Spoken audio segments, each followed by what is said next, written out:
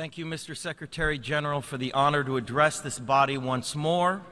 And thanks to the distinguished climate leaders assembled here today who are ready to take action. President Abraham Lincoln was also thinking of bold action 150 years ago when he said, "The dogmas of the quiet past are inadequate to the stormy present. As our case is new, so we must think anew and act anew. We must disenthrall ourselves, and then we shall save our country." He was speaking before the U.S. Congress to confront the defining issue of his time, slavery. Everyone knew it had to end, but no one had the political will to stop it. Remarkably, his words ring as true today when applied to the defining crisis of our time, climate change. As a UN messenger of peace, I have traveled all over the world for the last 2 years documenting how this crisis is changing the natural balance of our planet. I have seen cities like Beijing choked by industrial pollution, ancient boreal forests in Canada that have been clear-cut, and rainforests in Indonesia that have been incinerated. In India, I met farmers whose crops have been literally washed away by historic flooding. In America, I have witnessed unprecedented droughts in California and sea level rise flooding the streets of Miami. In Greenland and in the Arctic, I was astonished to see that ancient glaciers are rapidly disappearing, well ahead of scientific predictions. All that I have seen and learned on my journey has absolutely terrified me. There is no doubt in the world scientific community that this is a direct result of human activity and the effects of climate change will become astronomically worse in the future. I do not need to tell you these statistics. You know them better than I do, but more importantly, you know what will happen if this scourge is left unchecked.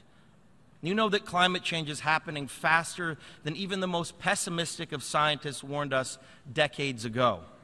It has become a runaway freight train, bringing with it an impending disaster for all living things. Now think about the shame that each of us will carry when our children and grandchildren look back and realize that we had the means of stopping this devastation, but simply lacked the political will to do so. Yes, we have achieved the Paris Agreement. More countries have come together here to sign this agreement today than for any other cause in the history of humankind, and that is reason for hope. But unfortunately, the evidence shows us that it will not be enough. Our planet cannot be saved unless we leave fossil fuels in the ground where they belong.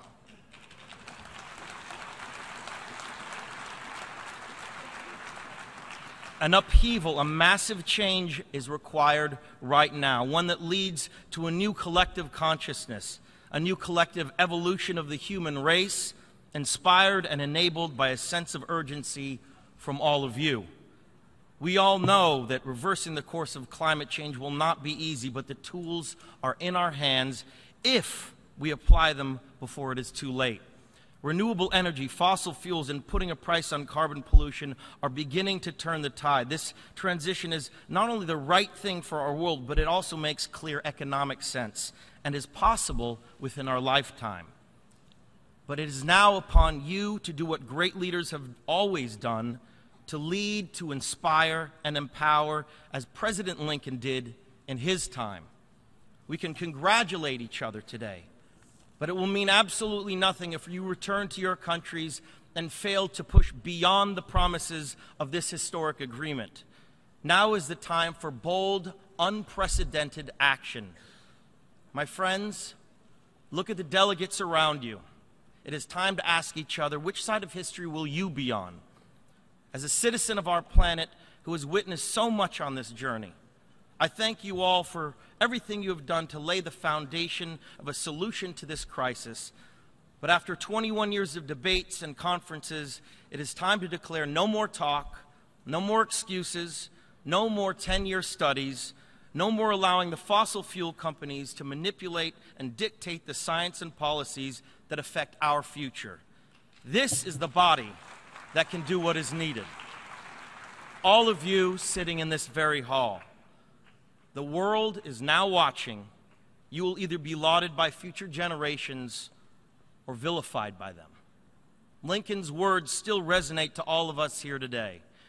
We will be remembered in spite of ourselves. The fiery trial through which we pass will light us down in honor or dishonor to the last generation. We shall nobly save or meanly lose the last best hope of earth. That is our charge now. You are the last best hope of earth. We ask you to protect it, or we and all living things we cherish are history.